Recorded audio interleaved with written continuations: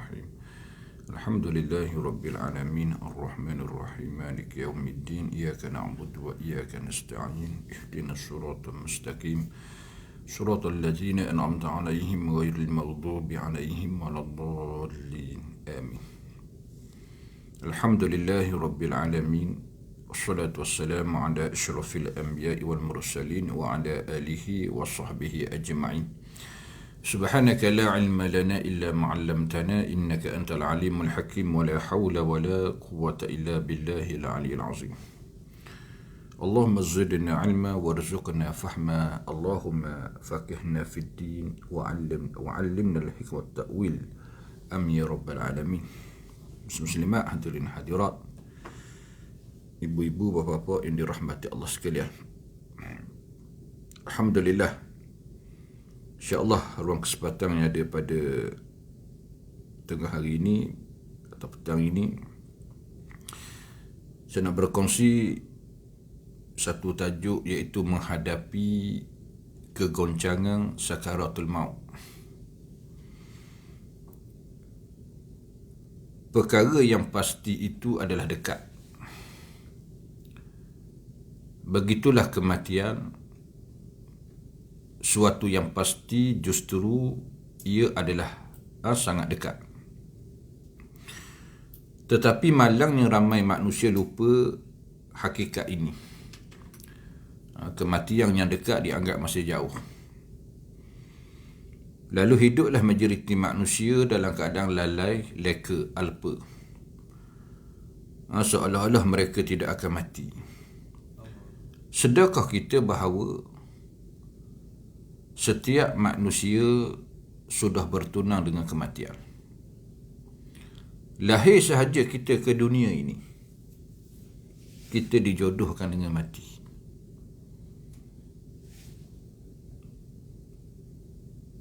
Sebut bertunang sesama manusia,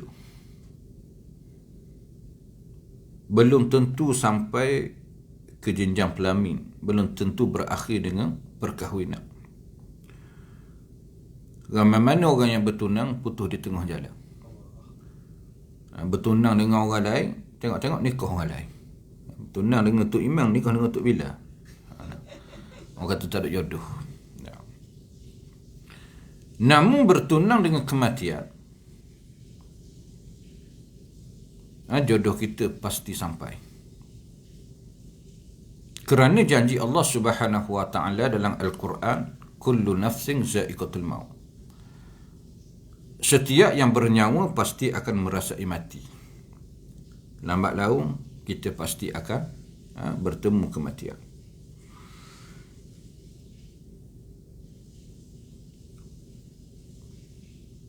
Setiap hari kita semakin dekat dengan detik kematian itu.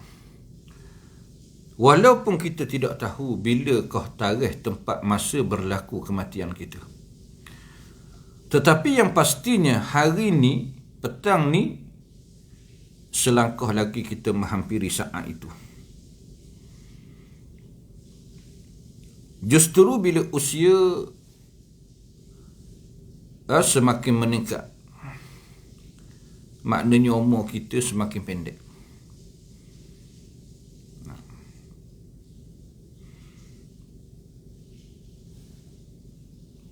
Bukan umur kita semakin panjang. Maka ucapan menyambut hari jadi, sebut hari jadi, hari ini semakin menjadi-jadi sambutan masyarakat kita. Orang muda, orang tua, tua baka pun sambut lagi.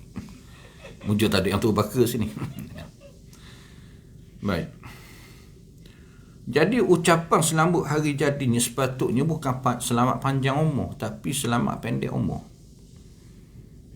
Sebab semakin hari semakin pendek, semakin hari semakin singkat. Umur 70 tahun sambut hari jadi. Cucu sambut, cicit sambut. Selamat hari jadi. Sesuai aku ucapan tu. Padahal sebut hari jadi dia tu lahir ke dunia dah 70 tahun lepas dah. Jadi untuk apa nak diucapkan lagi, nak didoakan lagi keselamatan hari itu? Jadi sepatutnya bukan selamat hari jadi, tapi selamat hari mati. Makna doakan hari balik tu, bukan hari mari. Dia sebut sambut hari jadi ni, kalau kita fikir sungguh-sungguh, kita doa hari hak lahir tu, selamat hari jadi. Jadi hari tu untuk apa nak didoakan lagi? Hak kita nak doanya hari mati. Wattaqu yawman turja'una fihi ila Allah thumma tuwaffa kullu nafsin ma kasabat wa hum la yuslamun. Dan bertakwalah kamu, jaga-jagalah kamu yauma, satu hari, turja'una fihi ila Allah, kamu akan dibawa kembali kepada Allah pada hari itu. Kemudian tiap-tiap dia akan disempurnakan balasan di atas apa yang telah diusahakannya, sedangkan mereka sedikit pun tidak dianiaya. Maknanya Allah Ta'ala suruh kita besarkan hari mati, bukan besarkan hari jadi. Jadi lepas ni kena tukar ucapan tu. Bila selamat sambut hari jadi, jangan sebut selamat hari jadi, tapi selamat hari mati, balik awal.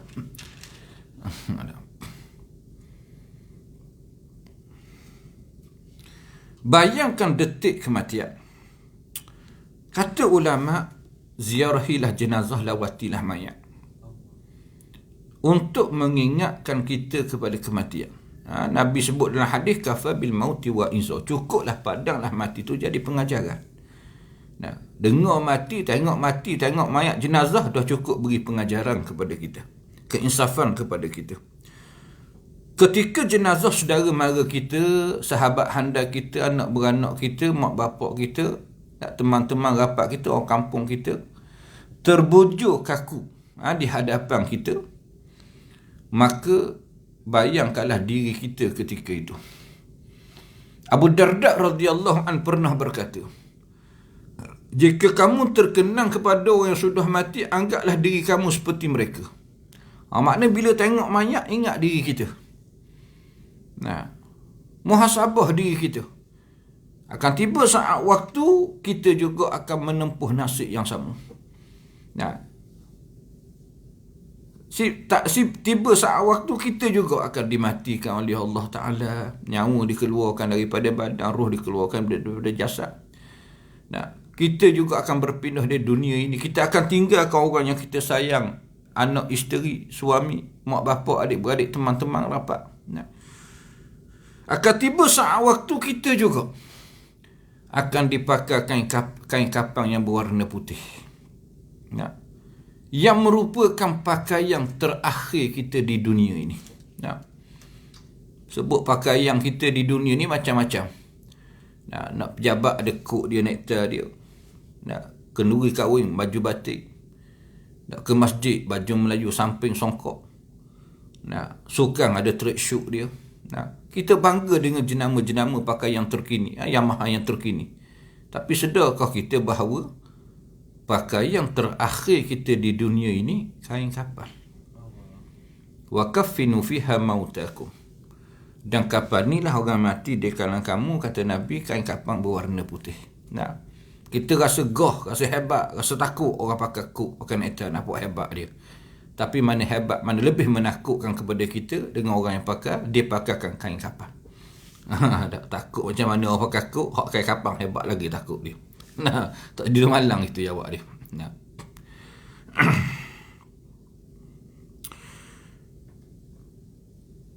Bayangkan aroma kapur barus yang berselerok di sekeliling jenazah. Kapur baru. Bila mandi jenazah, kita akan campur dengan kapur baru daun bidara. Tu bau mayat tu, lepas pada siap kapang tu, lain yang bau. Bau tu mayat je. Kalau tak ada orang mati, tak bau benda tu. Kapur baru ni. Bayangkan aroma kapur barus yang berselerok di sekeliling jenazah. Itulah bau yang dapat menghilangkan bau hanyut mayat. Kenangkan kita yang hidup berwangi-wangian di dunia hari ini. Kelak, kita akan mati sebagai bangkai yang paling busuk. Waktu hidup hari ini, kita jaga jasad kita. Tu cerita hari ni ramai orang nak exercise. Jogging, naik basikal, semakin menggila hari ni. Sebab masing-masing ada FB, ada media sosial masing-masing tak. Dok poh hari-hari. Hak ni poh jogging 30 km. Siap buat peta lagi. Dalam FB tu ada peta tu, perjalanan dia tu, jogging dia tu dari mula sini balik semula ke sini. 30 km. 50 km. Hebat. Jogging 50 km. Nak tengok waktu jogging pula start pukul 3 pagi sampai pukul 7 pagi. Subuh tak temu.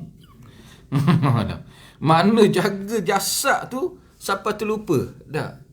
Roh jadi kotor. Nak jogging punya pasal nak jaga badan, takut kena penyakit, dia sanggup jogging. Kok kayuh basikal lagi hebat. Dulu kayuh basikal juga, hari ni dahsyat kayuh basikal. Saya pernah temu seorang tu, dia kata dia pergi Pahang balik hari. Naik basikal pergi Pahang balik hari. Balik hari daripada Kuala Lumpur pergi ke Pahang balik hari. Kita kalau naik motor pun sakit punggung, dia naik basikal. Tengok tu bang, Allah, sekeping tubuh. Punggung tak ada cushion langsung, ring saja je. Tayar tak ada. Kuruh. Memang seling tubuh memang cantik. Tapi apa makna? Kita jaga jasad, kesudahan jasad kita ni akan hancur. Kesudahan jasad ni hancur. Jaga macam mana? Mati, bangkai yang paling busuk. Mati, akhir dimakan oleh tanah, dimakan oleh ulat-ulat. Ada pun roh kita adalah anggota yang tidak mati. Kita manusia dua unsur, fizikal dengan roh dan jasad. Hak jasad ni, hak kita duk jaga dengan makan, duk jaga dengan sukan dan seumpama ni, hak ni dia akan rosak. Ada pun roh ni dia tak mati-mati. Roh dia tak mati. Daripada alam arwah masuk ke alam kandungan, duduk bersama kita di alam dunia sekarang ni roh ni bersama jasad ni. Jasad mati, dah roh mati tak? Roh tak mati. Roh pergi ke alam kubur. Kemudian pergi ke alam mahsyar. Kesudahan dia syurga neraka. Jadi hak perlu kita jaga sungguhnya roh. Kalau kita makan nasi sebab nak jaga jasad, maka sembahyang tu nak jaga roh. Puasa tu nak jaga roh. Baca Quran nak jaga roh. Taubat nak jaga roh. Zikir tu semua adalah makanan untuk menyegarkan roh kita. Qad aflaha man zakkaha. Berjayalah orang yang menyucikan jiwa dia. Wa qad khaba man dassaha.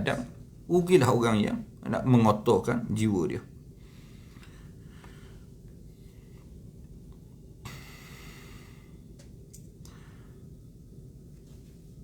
Baik. Lihat semua ahli keluarga yang pasti kita tinggalkan mereka. Tengok wajah ahli keluarga yang paling kita sayangi. Suami, isteri, anak-anak, mak ayah. Akan tiba saat waktu kita akan tinggalkan mereka, mereka akan tinggalkan kita. Allah Ta'ala berfirman, innaka maitun wa innahum mayyitun. Sesungguhnya kamu mati dan mereka juga mati. Orang sakit mati dah, doktor mati dah. Doktor mati juga. Hak lebih menyedihkan lagi, hak sakit tak mati-mati, doktor hak rawat dia mati dulu. Doktor hak rawat mati, hak sakit tak mati-mati. Doktor bukan main beleber, kamu ni tak jaga makan. Tengok doktor accident, mampu ke? Doktor mati dulu, hak sakit tak mati lagi. Macam mana kita boleh bergantung 100% dengan doktor? Kita kecil manis pergi berubat dengan doktor. Kita pun harap 100% doktor ni akan menyembuhkan semua penyakit kita. Padahal setengah doktor tu kalau tengok sungguh-sungguh dia juga kecil manis juga. Macam mana kita nak berubat dengan seorang doktor yang merawat kita, dia juga kecil manis. Nah, kita sakit gaut, pergi jumpa doktor. Nah, tengok buku lali doktor besar pada buku lali kita lagi. Mana gaut dia hebat pada kita lagi. Jalan dia teruk pada kita kacau. Nah, innaka maitun wa innahum mayyitun. Sesungguhnya kamu mati, mereka juga mati. Nah, orang sakit mati, dah orang melawat juga mati. Nah, banyak mana orang yang datang ke hospital melawat orang sakit, balik hospital dia aksiden mati, hak sakit dia melawat tadi tak mati-mati lagi. Innaka maitun wa innahum mayyitun. Orang miskin mati, orang kaya mati juga. Nah, bahkan orang miskin kecil mani 20 tahun, darah tinggi 20 tahun. Orang kaya pula mati sakit jatuh mengejut dalam pejabat atas kursi. Innaka maitun wa innahum mayyitun. Jadi kamu mati, mereka mati. Makna kita ni sebut tadi dah cicing bertunang kematian tu duduk jari dah. Makna tunggu masa je, tunggu giliran je. Hari ni kita mengira giliran orang. Nah, hari ni dia. Minggu lepas sepupu dia sebelah rumah. Nah, bulan lepas nak kampung seberang. Esok giliran kita pula. Dia dah hari ni kita tu. Makna kita ni beratur je, menunggu queue. Dah. Queue masing-masing. Fa iza jaa ajaluhum la yastakhiruna sa'atan wa la yastaqdimun. Bila sampai ajal mereka, tidak lewat dan tidak cepat walaupun sesaat sedetik. Bila mati kita akan ada orang yang bersedih atas kehilangan kita. Nah, akan ada orang menangis. Tapi sedih macam mana orang yang kita sayang atas kehilangan kita, kepergian kita, kesudahan akhirnya mereka akan pasrah membiarkan kita seorang-seorang duduk dalam perkuburan kita. Nah, sayang macam mana orang hidup pada orang mati, ditanam tak mayat, tanam juga. Nah, kalau India bakar juga. Nah, sayang macam mana, menangislah bekak mata. Kesudahan dia, lepas tanam mayat je, sekejap balik habis. Takkan tak tunggu semalaman tengok pada menangis dah. Lepas tanam mayat balik. Akhirnya mati seorang-seorang di situ. Sayyidina Amr bin Al-As radhiyallahu an pernah berkata, ketika kamu semua telah mengembumikan aku, jangan segera kamu kembali. Berilah sedikit masa untuk aku membiasakan diri dengan alam yang baru dan asing itu. Sayyidina Amr dipesan keluarga dia, sahabat dia, bila aku mati nanti kamu tanam jasad aku ke dalam tanah. Jangan cepat kamu balik selepas tu. Temanglah aku sekejap untuk aku membiasakan di tempat baru dan asing itu. Sebab apa? Sebab bila jenazah dimasukkan ke dalam tanah, ke dalam kubur liang lahat, dia ada perenggang masa antara perenggang masa kedatangan malaikat muka nakir selepas ditanam jenazah tu. Dalam hadis sebut, iza kubiral mayyit, bila dikebumikan mayat, atahu malakani aswadani azraqani yuqalu lahu li ahadima al-munkar wal akhar an-nakir fayuq'idanihi ba'da i'adati ruh fi jasadih. Apabila dikebumikan mayat, tanam mayat, atahu malakani, lalu datanglah kepada si mati itu dua malaikat, hitam wajahnya lagi biru matanya. Dikatakan seorang dia nama Munkar, seorang lagi nama An-Nakir. Makna muka nakir. Itu kita sebut muka nakir ni. Kita biasa dapat anak kembar Hasan Musim. Lepas ni dapat anak kembar muka nakir pula. Baru tak tidur malam mak ayah. Muka nakir menangis. Baik. Lalu kedua malaikat ini mendudukkan si mati mayat tadi selepas roh dikembalikan ke dalam jasad. Baik. Jadi ada perenggang masa. Lepas ke bumi jenazah, adakah muka nakir datang tu? Tak. Selepas orang yang ingin jenazah tadi balik, meninggalkan mayat dalam kubur tu, baru datang malaikat.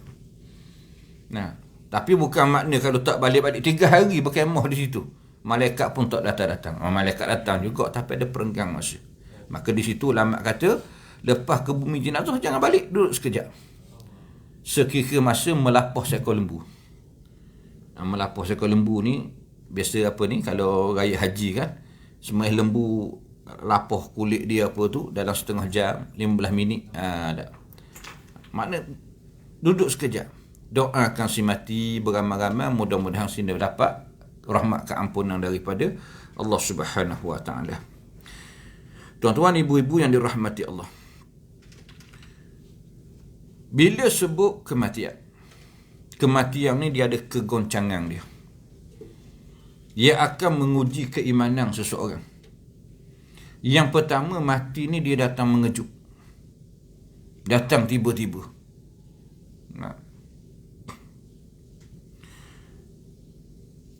Pastikah kita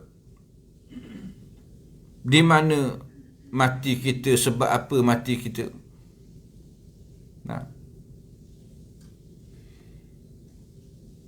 Di mana mati kita? Mati ni dia datang mengejut. Datang tiba-tiba. Tidak disangka, tidak diduga. Tengok peristiwa tsunami. Sekelip mata, hari sama, tiba-tiba datang asbab dia, ombak besar.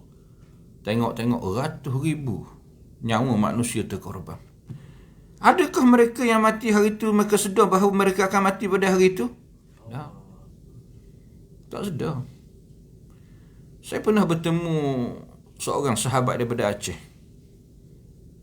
Dia cerita saya, Ustaz, 2 orang anak saya hilang sampai hari ni, tak tahu hidup ke mati. Saya tanya dia, abang, berapa umur anak waktu tu? Dia kata anak sulung saya umur 3 tahun.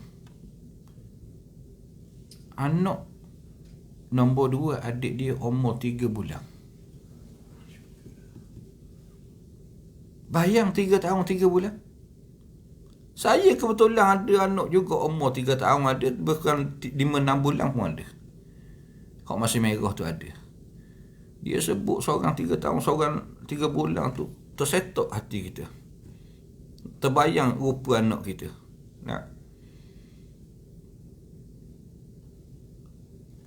Dia cerita hari berlaku peristiwa tu.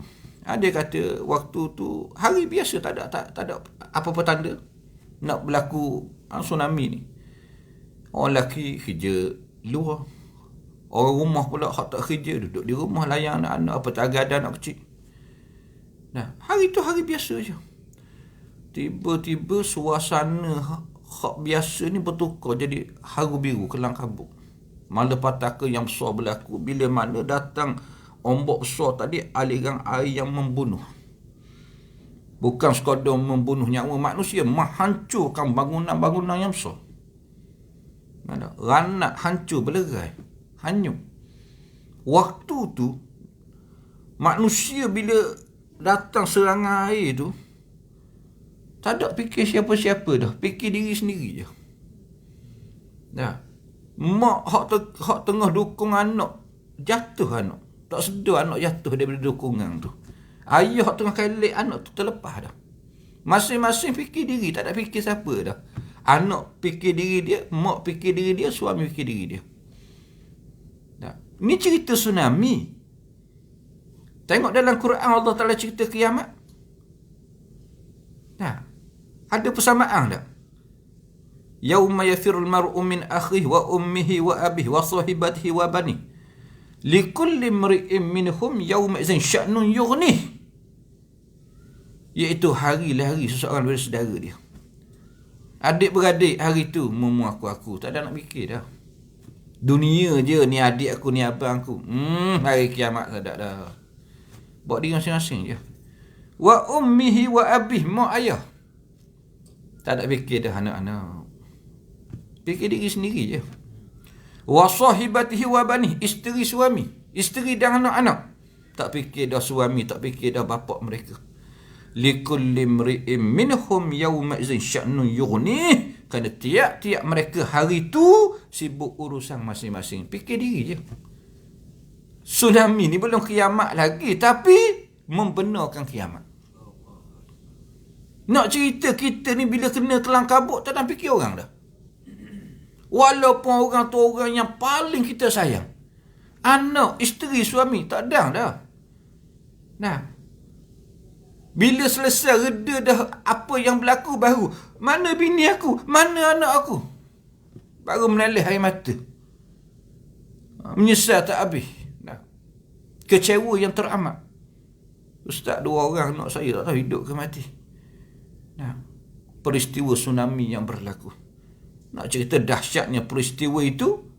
Nah, tapi dia beri pengajaran yang besar kepada kita, kepada benarnya kiamat. Nah, baru sikit gegarang tengok ratus ribu mati. Kiamat, iza zilatil ardu zilzalaha wa akhrajatil ardu athqalaha. Bila bumi digoncang dengan satu goncangan, lalu bumi mengeluarkan segala isi kandungan dia. Sebesar-besar langit 7 lapis terpecah. Bumi 7 lapis terbelah, hancur belaga, gunung ganang berterbangan naik. Nah, itu kiamat. Nah. Baik. 16 September 2000 apa? Serangan kapal terbang langgar WTC Amerika tu. Sehingga mengorbankan ribuan nyawa manusia. Adakah orang yang terkorban hari itu dalam peristiwa serangan WTC Washington lah? Adakah mereka sedar mereka akan mati beramai-ramai hari itu? Adakah mereka bersedia untuk mati hari itu? Tidak. Masing-masing dengan kod neta tengah kerja. Nah, tengah cari duit. Tiba-tiba ajal mendatangi mereka serentak pada hari itu. Nak cerita mati ni mengejut. Nah, itu cerita mati secara berkumpulan besar-besar. Hak mati secara individu pula tidak terkira. Keliling kehidupan kita, hari-hari dapat berita kematian. Aksiden jalan raya, mati kebakaran, mati lemah air, mati bunuh diri, macam-macam. Ada satu syair Arab. Dia kata apa? Berapa ramai anak-anak muda yang bermain pagi petangnya, sedangkan kain-kain kapang mereka sudah dikoyak orang, tapi mereka tidak sedar. Orang muda, darah muda ni, fikir mati lambat lagi. Arab kata apa? Lissa badrin, bulan belum kelihatan. Mana hari siang lagi, mainlah puas-puas. Malam baru balik rumah.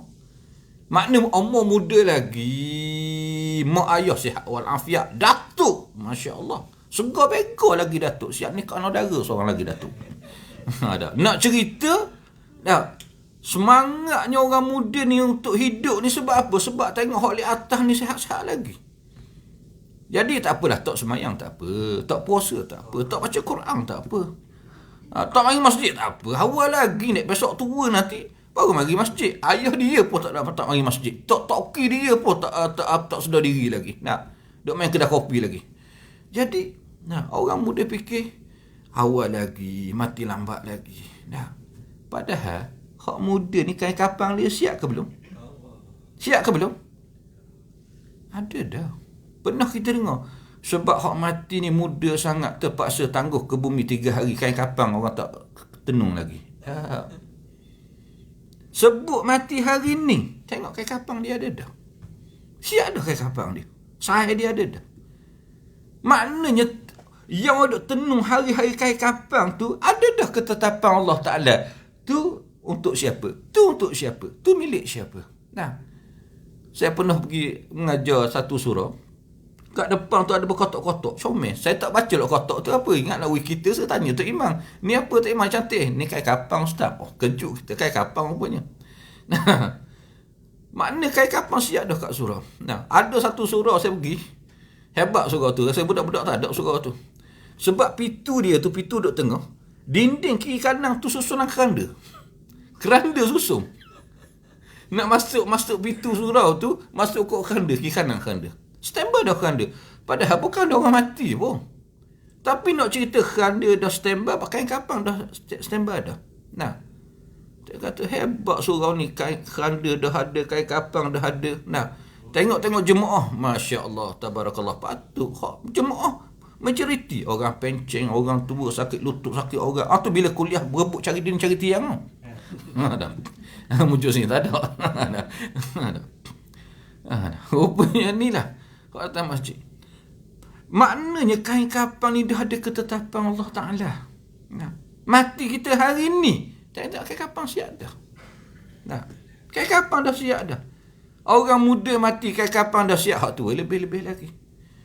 Berapa ramai anak-anak yang bakal dilahirkan, diharap menjadi orang yang hebat-hebat, tiba-tiba mati sejur dilahirkan ke dunia. Biasa dengar anak kecil mati. Baby mati, setengah tak ada keluar ke dunia, mati dalam perut. Mati dalam perut. Sebut ibu ni bila mengandung 9 bulan, menggunung cita-cita. Anak ni bila lahir nanti, kita jaga elok-elok, bagi sekolah yang mahal-mahal, nanti dia akan jadi orang yang berjaya. Tengok-tengok beranak pagi tu, terbelik. Tali pusat tekak. Doktor tak dapat nak selamatkan dia, akhirnya mati. Maknanya baru nak datang, dah dipanggil balik. Mengejutnya mati. Berapa ramai anak-anak yang baru nak datang ke dunia, tak ada keluar, dah dipanggil balik. Fikirlah kita. Berapa hari dah kita hidup di dunia? Setengah dah 20 tahun, 30 tahun, 40 tahun, 50 tahun dah mengecapi hidup di dunia. Ramai mana mereka-mereka yang baru nak datang, tiba-tiba dipanggil balik mengejut. Makna kita ni tunggu masa je. Berapa ramai anak-anak gadis. Berapa ramai anak-anak gadis yang bakal menyambut hari pengantin. Tiba-tiba keesokan harinya orang datang jenazah dia. Anak-anak gadis yang menunggu hari perkahwinan dia, esok dah majlis dia. Sebut majlis kahwin ni amat menerujakan kepada bakal pengantin ni. Setengahnya pihak persiapan sampai last minute. Tengah malam keluar lagi dengan motor. Sebab tak puas hati lagi persiapan esok. Nak keluar kereta, takut jeng dengan motor. Wai suku. Bawa pula 3 suku kepala. Tengok aksiden malam tu. Allah. Esok majlis. Malam tu mati. Keesokan hari orang datang, bukan makan majlis dia, tapi urus jenazah dia. Nak cerita mati mengejut.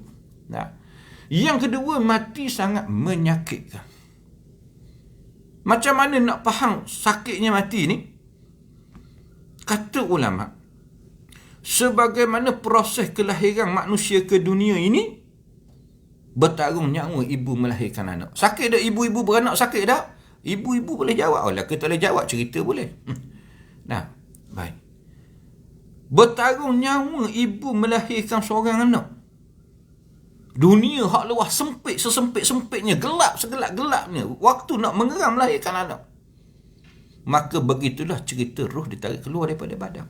Bahkan sakit sakit mati lebih berganda daripada sakit melahirkan anak.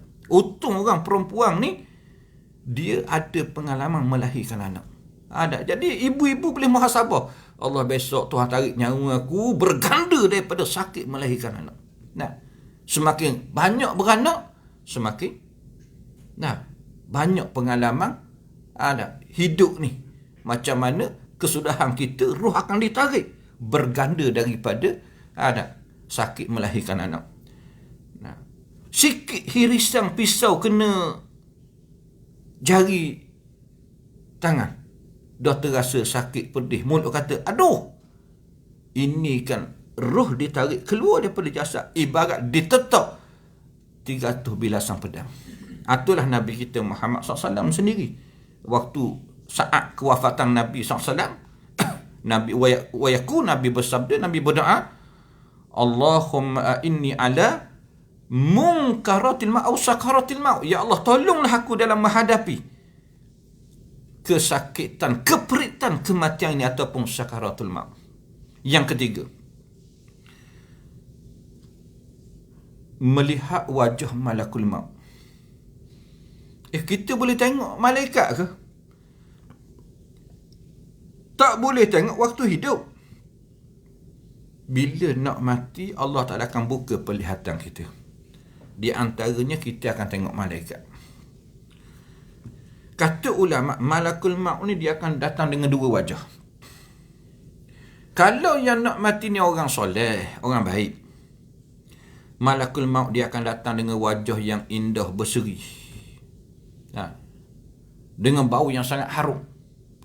Sehingga orang yang nak mati ni, walaupun sakit satu maut, ibarat dia tetak 300 bilah pedang tadi, tengok je wajah malakul maut memberi sokongan, dokongan kepada dia, sehingga mulut dia kata apa? La ilaha illallah.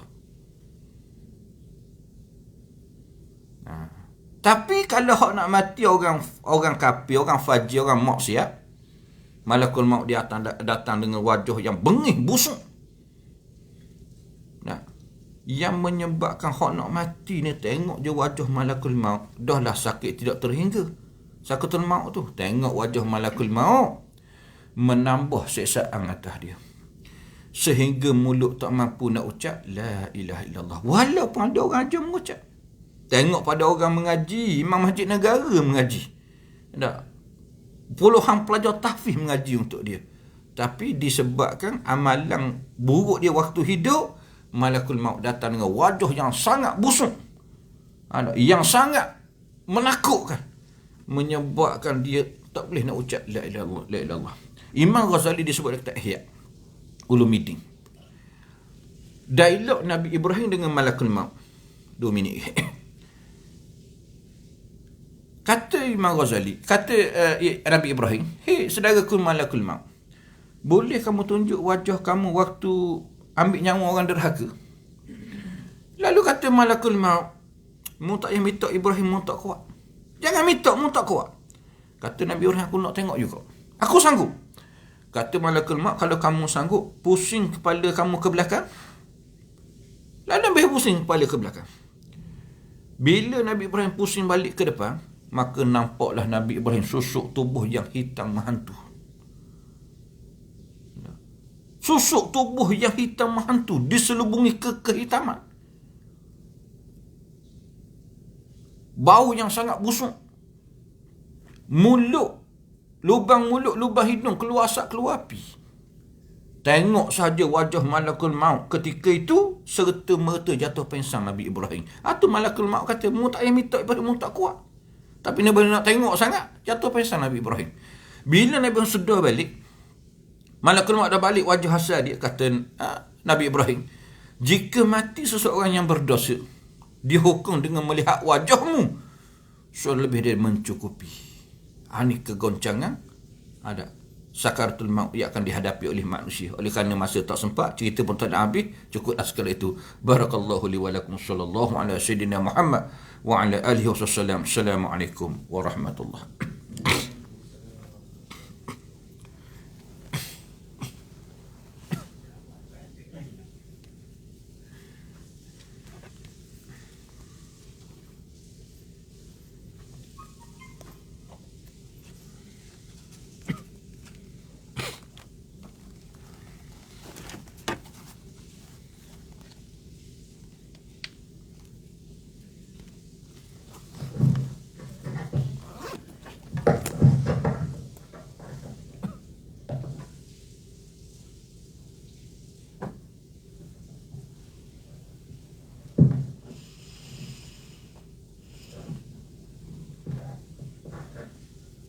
Allahu Akbar, Allahu Akbar. Asyhadu an la ilaha illallah. Asyhadu anna Muhammadar Rasulullah. Hayya 'alas shalah, hayya 'alal falah. Qad qamatis salatu, qad qamatis salah. Allahu Akbar, Allahu Akbar. لا إله إلا الله. لا إله إلا الله.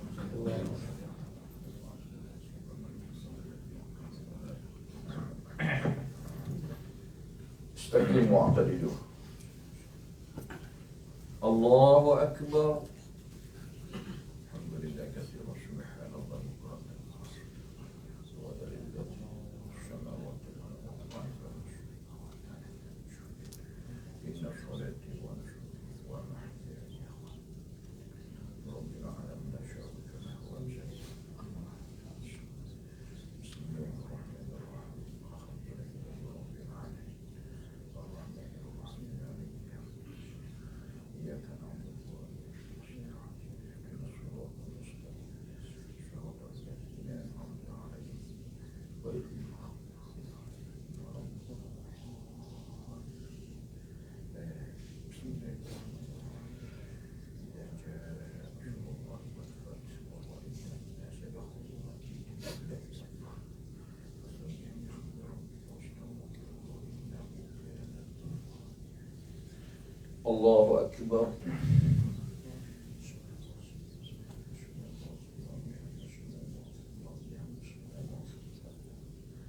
سمع الله لمن حمده. الله أكبر. الله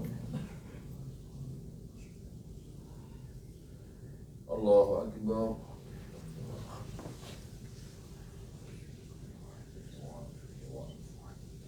الله أكبر. الله أكبر. بسم الله الرحمن الرحيم الحمد لله الرحمن الرحيم إياك نعبد وإياك نستعين اهدنا الصراط المستقيم صراط الذين أنعمت عليهم غير المغضوب عليهم ولا الضالين. بسم الله الرحمن الرحيم الله أحد الله الصمد ولم يولد ولم يكن له كفوا أحد. الله أكبر.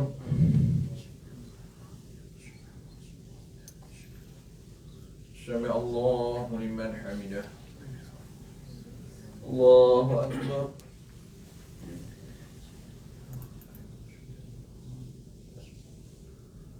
الله أكبر.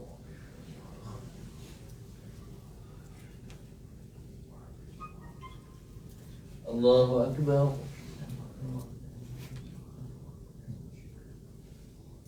الله أكبر.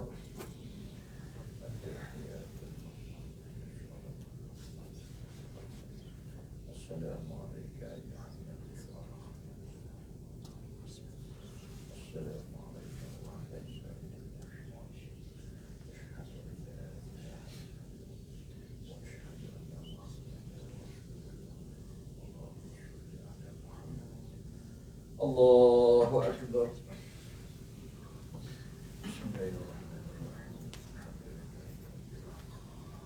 الرحمن الرحيم مالك يوم الدين إياك نعبد وإياك نستعين اهدنا الصراط المستقيم صراط الذين أنعمت عليهم غير المغضوب عليهم ولا الضالين. الله أكبر.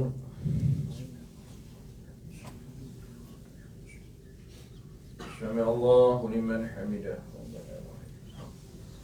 الله أكبر.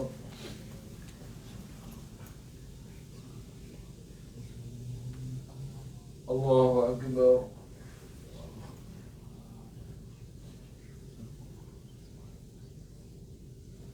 الله أكبر.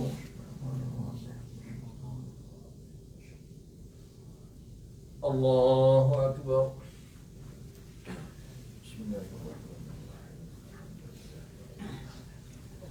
الرحمن الرحيم مالك يوم الدين إياك نعبد وإياك نستعين اهدنا الصراط المستقيم صراط الذين أنعمت عليهم غير المغضوب عليهم ولا الضالين. الله أكبر.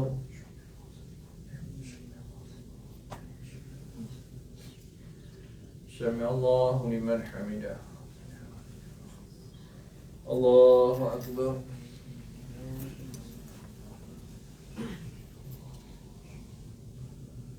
الله أكبر.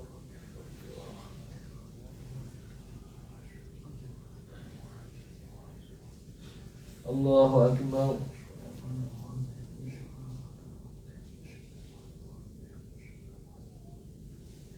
الله أكبر.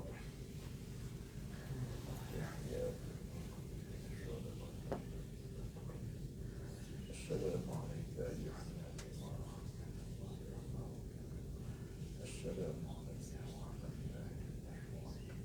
أشهد أن لا إله إلا الله. أشهد أن محمدا رسول الله. اللهم صل على محمد وعلى آل محمد كما صليت على إبراهيم وعلى آل إبراهيم وعلى آل محمد